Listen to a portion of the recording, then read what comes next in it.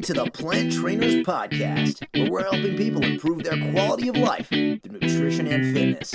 And now, your hosts, nutrition and wellness coaches, international speakers, Adam and Shoshana Chaim. Hey, I'm Adam Chaim. And I'm Shoshana Chaim, and we are Propelled by Plants. Today we bring to you episode 335, Mindful-Based Stress Reduction Techniques with Asha Gala. In this episode of the Plant Trainers Podcast, we talk with Asha Gala. She is the Lifestyle Clinical Director at the Ethos Primary Care, and she is all about MBSR. That is Mindful-Based Stress Reduction Techniques.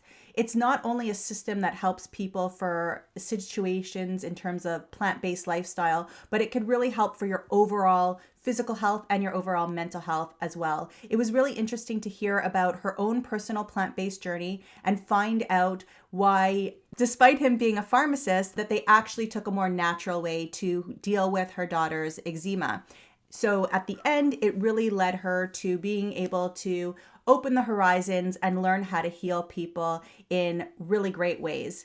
We have some great actionable tips in this one as well that you could use for your own life. And have you ever heard of guided eating? If you haven't heard of guided eating, you're going to want to listen to this one. So Asha Gala is the Lifestyle Clinical Director at Ethos Primary Care, which is a farm-based medical practice specializing in the connections between diet, lifestyle, and the prevention and reversal of disease.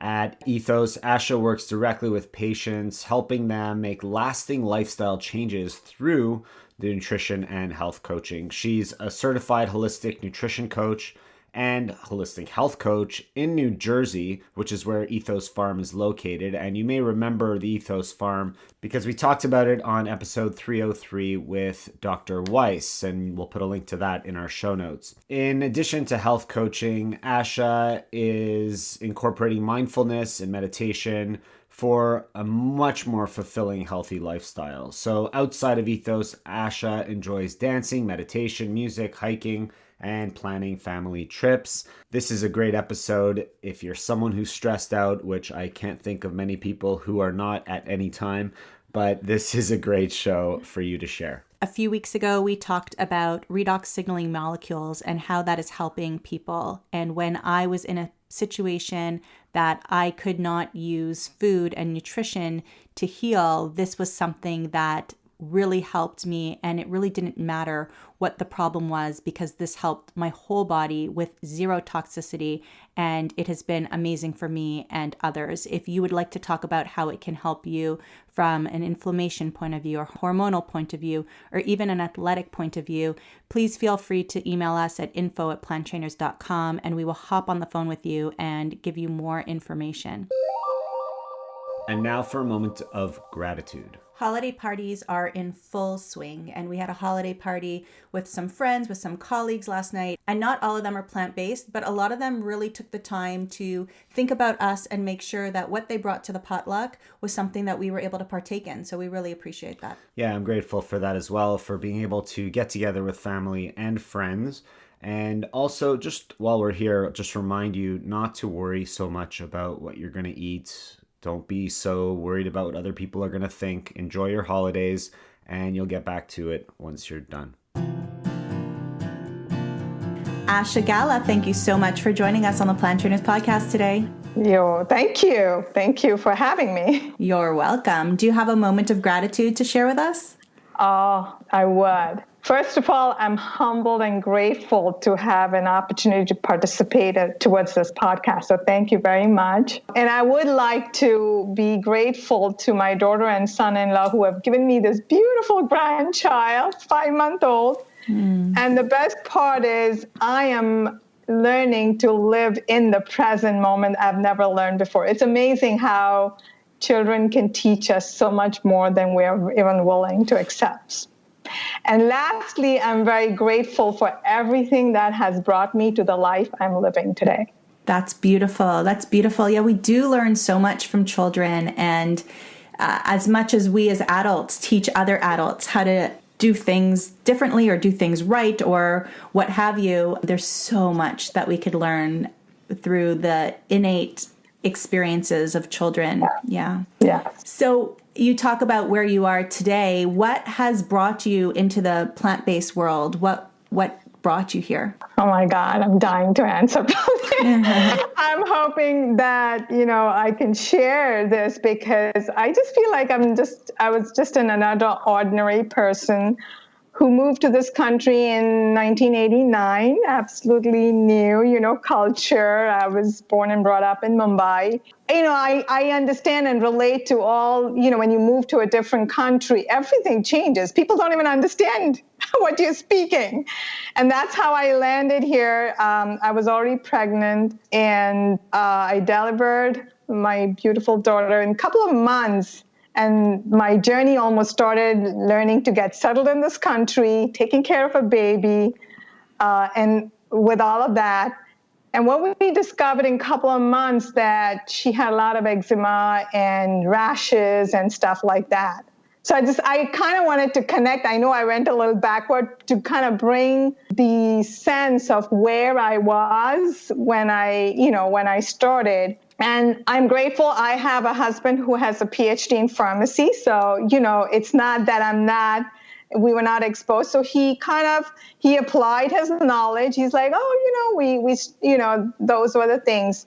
So we started trying to use the traditional format of, when we were working towards her allergies and asthma and eczema. But we reached a point where my husband said, we can't be giving her this kind of medication, because he knew the background of all of this. And it was a shock when he said that to me. I'm like, oh, that kind of, it really surprised me. At the same time, I was nervous and all of that. And that was the start of my journey, that the traditional medicine might not have answers. So I started looking answers. I think I kept searching for answers for almost about 3-4 years, maybe, because by then she still had the eczema. When they get older and older, it can get much more difficult taking care of a child. And then I think my last resort was I ended up going to Johns Hopkins, which is really an amazing, hospital for children. My allergist said, why don't you go there, see if they have any answers regarding all this issues she has. And I love the way the doctor there, he said, Asha, unfortunately, I'm in this research. Traditional medicine still does not have answers. But you know what? Look somewhere else. Try to look for other areas. And that gave me permission that, okay, if he's looking. And again, I started my journey. I probably looked into homeopathy, acupuncture, blah, blah, blah, all of that. And all this kind of led me to, I came across Dr. Joel Fuhrman. And it was around 1995, I believe, or 94. That was the time I came across, he was a part of our insurance, and he was closer to home. And I went to him, and my first meeting itself was like, boy, he's like, well, we need to get rid of the dairy and we were vegetarian. I just want to specify, by religion, by culture, we were vegetarian, all my life. So I raised my daughter like that too. And I was like, oh, and then we started following Dr. Fuhrman, saying getting rid of all of the, the foods that she could probably be sensitive, because she had a lot of ear infections. It was like one thing leading to the other. And I followed his advice. We took nutrition to heart. We, followed a whole plant-based food, and she did not have to take an antibiotic after that. And that is it. I got hooked. I absolutely got hooked. My husband had, a little bit of difficulty because of the tradition place that he was, but he also had a nice conversation with Dr. Fuhrman, and he cleared it up, and that kind of gave us comfort that, no, we were on the right path, and we started doing our own research. And I believe that all led to all these beautiful books, China Study and, The Pleasure Trap, all of the amazing material that is there with Dr. Esselstyn, Neil Bernard, Dr. Clapper, Dr. McDougall. It all opened the doors for me into that whole world. And yes, I started living, but it was baby steps. Each year I would learn something more. And then by 2009, I took up a course that Dr. Furman was offering. It was like an educational trainer for anybody who was interested. So I did that, and then I started helping people, and I could see results. But what was really missing is I could see that whenever I tried to help somebody, the doctors were not willing to accept. That was my big, and I lucked out. In 2013, I went for a lecture that Dr. Weiss was giving, and I happened to be there. I was excited, and he was coming. I had heard that he was coming closer to our town, so I was even more excited. And like many people, I was standing. You know how you wait to talk to the lecturer at the end? That was me. I was waiting at the end of the queue. We got connected, and that's it. It was interesting. He said if I was interested in working with him. And 2014, I joined. We started the Ethos Primary Care practice together. And today I work in 2019, 5 years later, I'm the lifestyle clinical director at Ethos Primary Care. So this is where I am. I hope I gave you everything. That's such a wonderful progression of how your own child brought you to where you are today, and you were able to heal her, and not just her, help in healing so many other people. I wanted to ask you if eczema is something that you find a lot in Mumbai as well, or if this is more of a North American type disease that comes out a little bit more. So I feel like there is some genetic issue, because I do see within my husband's family, eczema is pretty much prevalent there. Growing up in Mumbai, I don't remember seeing it in large the way I saw it here. That I can definitely say. That's why I think it was a shock to me that I had my child. But looking back, and now that I know about microbiome, one of the things that I had a C-section, I kind of feel like there are a lot of reasons that probably they say natural birth is definitely much more, when you can acquire the microbiome. So I don't know, I'm just kind of learning. It's a very fresh, everything is new. So I just kind of wanted to put out there that it's a little bit, it is there a part in my husband's genes. And I can see when my daughter takes extra care into being very disciplined towards a whole plant-based food, it does help her. When she deviates, it all comes back. So it kind of, it's very, she's a perfect example. I can relate to that a lot. As a child, I must have been on antibiotics somewhere between 10 and 12 times a month for the first at least 20 years of my life. And then, down to maybe 5 or 6 from ear infections that I continued into my 20s. People are like, ear infections is a kid's thing. Like, why are you getting this as an adult? I was married with perforated eardrums. It's not on my wedding day, but I was married and had perforated eardrums. Then strep throat, sinus infections, all of those things that eventually, is a non-issue today. My microbiome from all those antibiotics, all those years, and my firstborn child having eczema, I get it. Here's what I find fascinating about your story is that the listeners that know our story know about our son Russ, who also grew up with eczema at a very young age, and we didn't know what was causing it, and neither did the doctors. But then we decided we were going to remove gluten from his diet and see the impact that made, and it made a huge impact. And then once we took out the dairy from his lifestyle and the animal products, it changed even further to become better. And it just goes to show you the impact that food makes on our body. And it really has a positive or negative effect depending on what we're putting into our body. And it's such a common thing here in North America to have these chronic illnesses or diseases. And sometimes the answer is pretty simple. We have to be watching what we're consuming. Absolutely. And the other thing that I find very fascinating is that your husband, being a pharmacist, was willing to not give the medication. And that goes to show you that There are different pharmacists all over the world pushing their product, but there are some that understand what the medication is really doing to our bodies and change the way they're prescribing even or producing the medications that they're giving.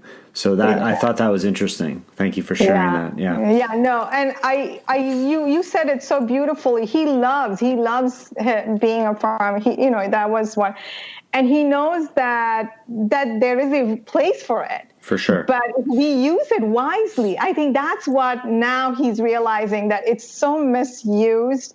And it bothers him that if we really used it wisely, we could just help this world much more differently than the way it is today.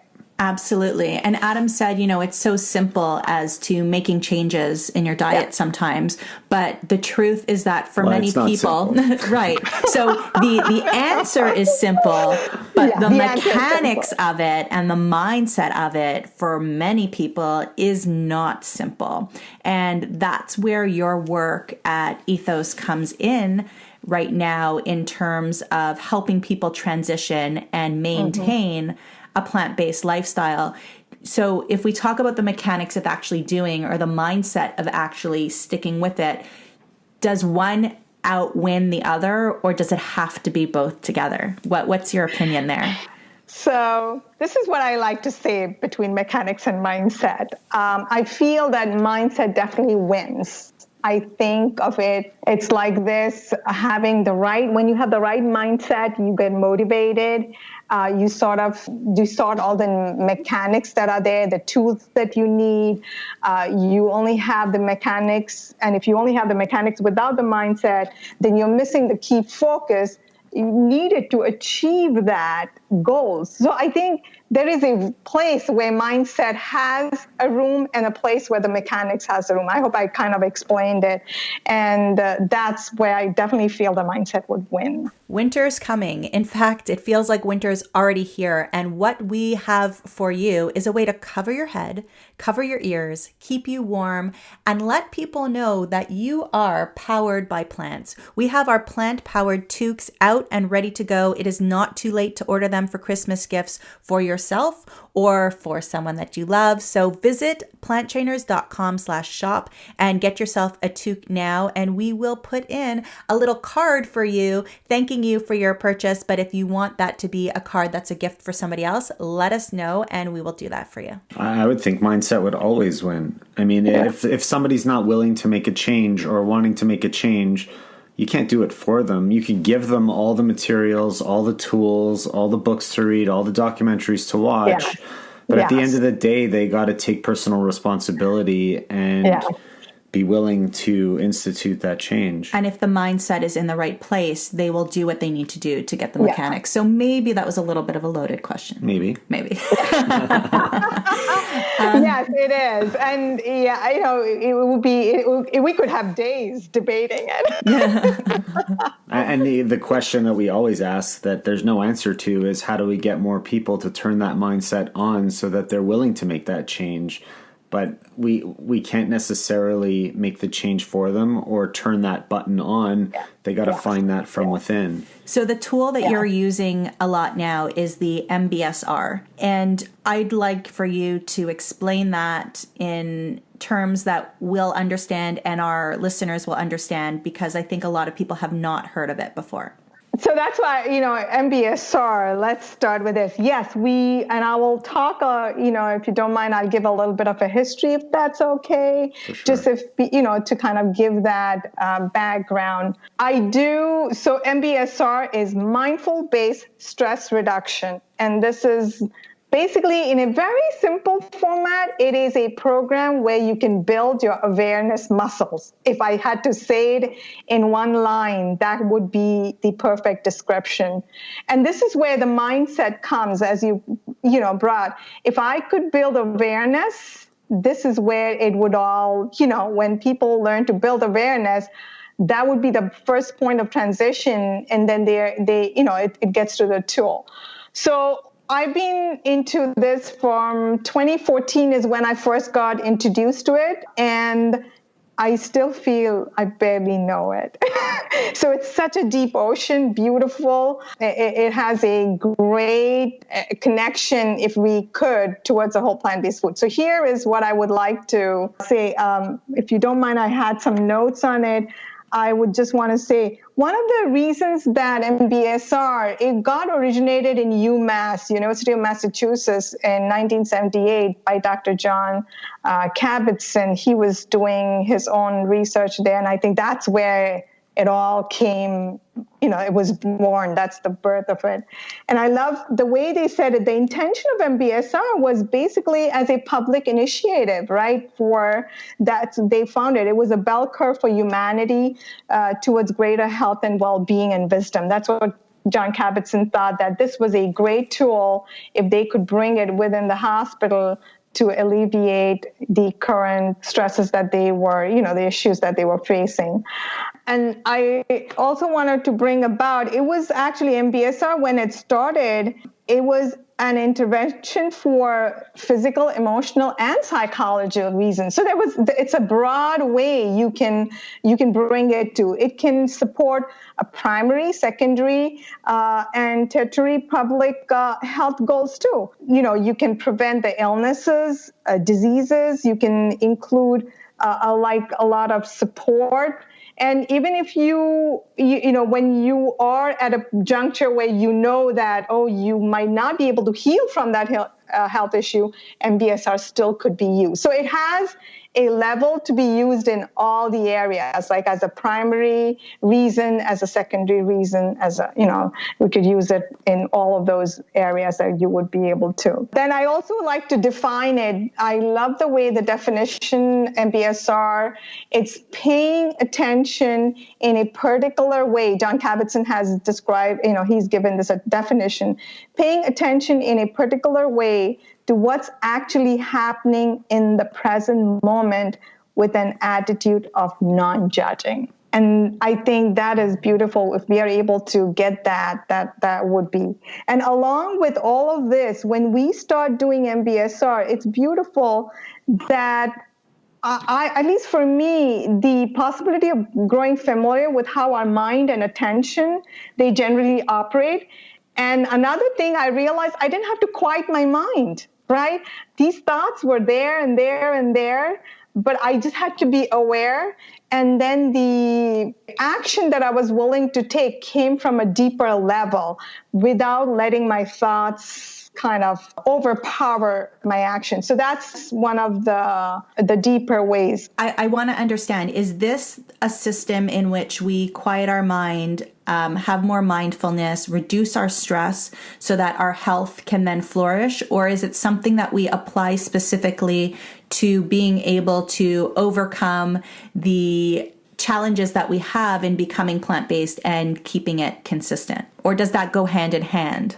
It's everything what you said is true. Okay. I like to say that because MBSR helps to build our awareness muscle. So, for example, when I start building my awareness muscle, I'm willing to look into my lifestyle. I'm willing to open the doors and see what is the reason am I sick, or what is the reason I am stressed out, or what is the reason? It could be any reason that I'm not able to work out, or it kind of opens that awareness door, and then you are willing to take up that ownership, right, into finding what is missing or what can be enhanced. And I think when you get that mindset, again, you need that mindset to be there. Once you have that mindset, you start looking for answers. And I feel now I can relate to my mindset was the reason in 1995, I still kept looking for answers before I came to the whole plant-based food world. And that's what I'm hoping, that if the awareness starts, at some point, if there is an awareness, we would be able to tap into the whole plant-based food world a little more easily without having as much difficulty. There would be an open-mindedness. You come with a beginner's mind. So is there a specific technique or methodology that you use to be able to build this awareness muscle through MBSR? Yes, it is. It is an 8-week program, and it definitely has a very beautiful structure to it. It introduces almost one of the tools that it introduces to build awareness is through meditation. And there are various forms of meditation that are introduced in this. And the beautiful thing that it was brought to the secular level, right? Meditation has been done for thousands of years. But I think John Kabat-Zinn did, and his team and everybody that worked hard, they picked up its value and they brought it into an 8-week format. So besides meditation, what else can people expect to learn and gain? I think one of the things that through the meditation, as I said, when we are able to, when people go through that 8-week program, initially, they realize that sitting and doing, and when I say meditation, I know I had a very wrong concept. I had to sit down in a particular way. But I think it is not necessarily just that. I think awareness can be even taking a shower, riding a bike, driving. It was surprising in my second class, a teacher said, moving forward, try actually taking a shower. And I was like, what is she saying? Actually taking a shower. And so I think those are some, you get introduced to those concepts which we are not, we don't connect to our daily because we're on autopilot. We live a very autopilot way. We are always the next thing, the next thing, the next thing. But when we stop and do nothing, actually is more productive. And I learned that. So I don't know if I kind of touched that doing nothing in a mindful way, bringing awareness, brought it was just beautiful journey for me from then on. So what are some of the mental or physical health improvements you've seen from teaching this or of sharing it with the people? So my own personal, I would like to share my personal experience. When I first started my MBSR program, as I said, when I was first introduced, the shower, it shocked me. Yes, I was not in the shower. I was busy. I have to do this. I have to do that. And then when she said, I actually started noticing and I started taking the shower being in the moment. Even when I started eating my meals, I realized, so I think it connected me a little bit more closer to my strengths that I was capable. It was, even though I know I was leading a whole plant-based food world, right? By then, in 2014, I was still, but this piece I think was tremendously missing, this piece of the thoughts crowding my mind. One of the most beautiful things that I started realizing is the awareness, because through mindfulness, you will learn all the sensations within your body. You're learning. It's all about cueing of how. And I am now, I feel, as I said, slow and steadily, I am able to, when I get irritated or when I'm losing it, I can feel my body, the tightening, and I'm able to right away say, okay. And I know I might be slipping. I might say something like, get irritated at my husband. Probably he gets it the most. But I'm able to see the difference to kind of, this part of me, the awareness part of Asha, you got irritated. All you had to do is probably explain him in a little bit differently. So the hat of awareness starts coming up. And then I'm able to take a few steps, back. And I'm not perfect, but I'm able to communicate with my husband the discomfort or the irritability in a little bit better way. And I think that tool, we don't have that. That is a tool, I was at least not aware of it. And I feel that's a very critical tool. So I'm thinking about, how this helps us with what our greater journey and what we're trying to achieve. And if you're not getting as wound up in conversations, if you're able to express yourself better, if you're not making your husband angry with your first 3 words, which then turns around and makes you angrier, your stress levels are down and you're able to make better decisions, and you're not, you're not running into emotional eating or being like, oh, Yes. woe is me. You know, I had a bad conversation with my husband, so everything's bad today. So I'm just going to make bad choices for the rest of the day. So I think really overall, you're talking about it making you more present, making you paying attention to your movements, your choices, your actions throughout the day. And if you're more mindful and you actually feel the water going on you when you take a shower, you feel the soap coming out of your hair, you feel the food that you're chewing, you feel the emotions, and you could make better decisions in conversations than when you're choosing foods or you're choosing if you're going to exercise or watch Netflix or what have you. You're able to then make better decisions that are going to affect your overall health. No, yes, that's, something just came up when you said that. At Ethos, what we do is we have a class for our participants where we do it's called Let's Toss class, and where the participants have a meal with us. And for 10 minutes, we do like a guided mindful eating. And these participants have never done this mindful eating before. It's in silence, we are guiding them. And the instructions are they're supposed to chew very slowly and listen to. And then if they wanted to continue the silence eating, they can.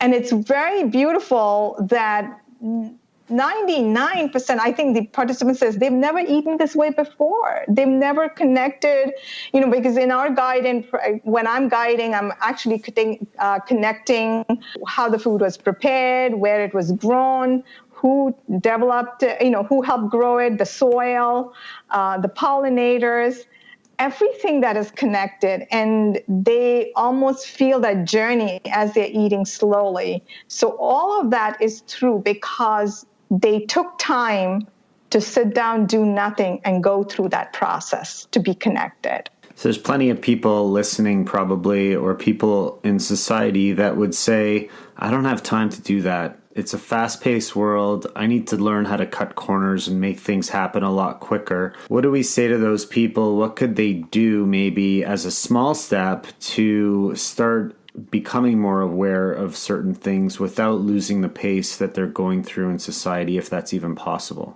Yeah, I know. And I think they can choose one thing, a very simple thing. We all do daily autopilot stuff daily. If they can pick one thing, whether they are driving their children to school or whether they are, going to pick them up, or even grocery shopping, if they can pick one activity, and if they choose, even for 10 minutes, they can have a timer or 5 minutes and do that activity very slowly and kind of see how their thoughts are intervening, or how that activity, even for 5 minutes, how does it come up to be? And I think that learning lesson will automatically come up, whether they were paying attention or they were not. There would be, that one particular activity if they could do it that way. And that will help them slow and steadily. And what if they were a family who wanted to try this meditative eating and guided eating? What would you recommend, with young children, maybe around the ages of, 9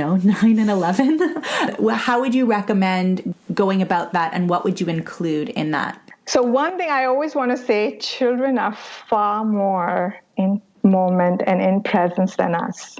As adults, if you have children around you, just watch them. Just be with them. Even if you can spend just see how, it's just beautiful. So I feel it is us adults who are always not sure, we forget being in the moment. We gradually forget as we start getting older and older.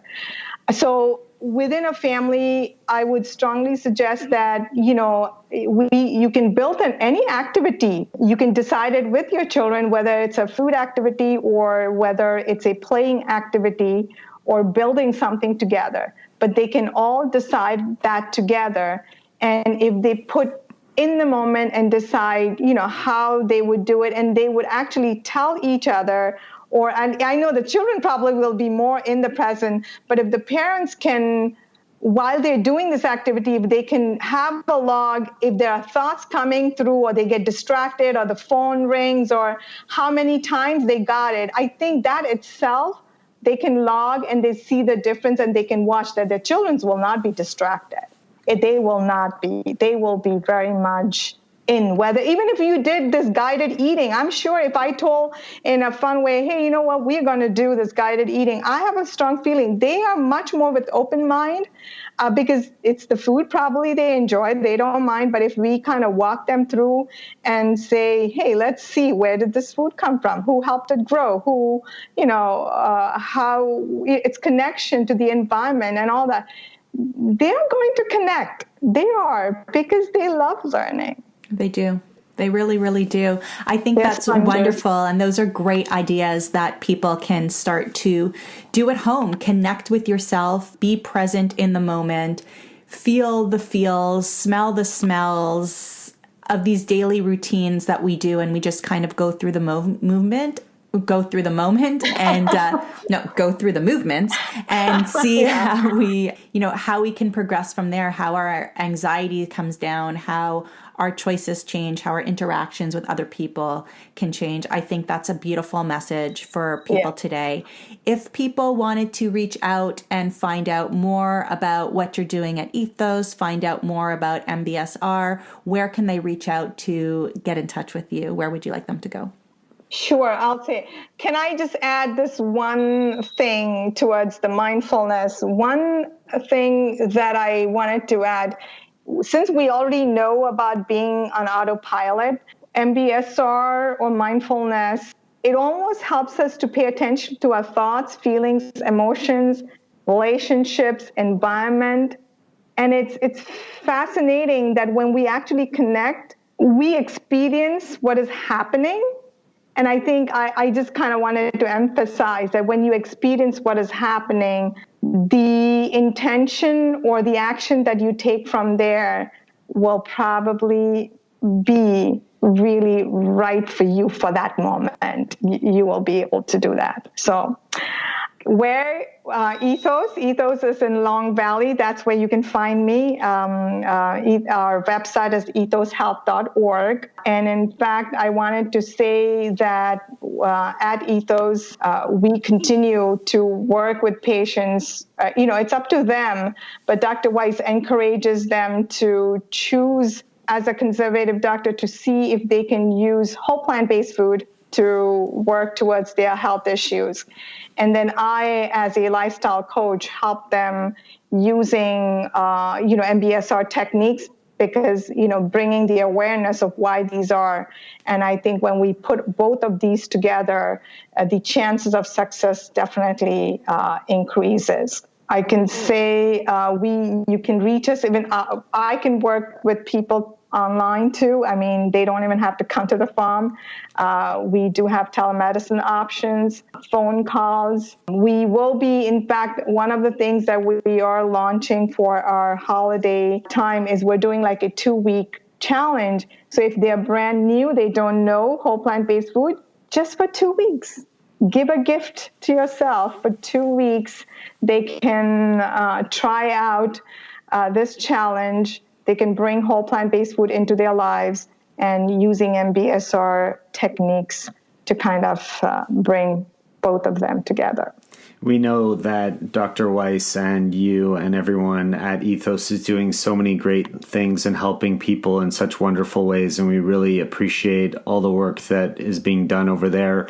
And you, Asha, as a lifestyle coach, helping people transition to the plant-based lifestyle, the whole food plant-based lifestyle, and making it easier on them and making the change, because making the change is not always an easy thing to do. And finding ways to build on the mindset and bring in the mechanics and tools and blend that all together is often challenging for people. So thank you for doing that work and helping people find an easier way to transition. We really appreciate you taking the time to be here on the Plant Trainers podcast. We will, of course, put all the links to you and Ethos in our show notes at planttrainers.com. Thank you so much for being here today. Thank you. Thank you. Thank you.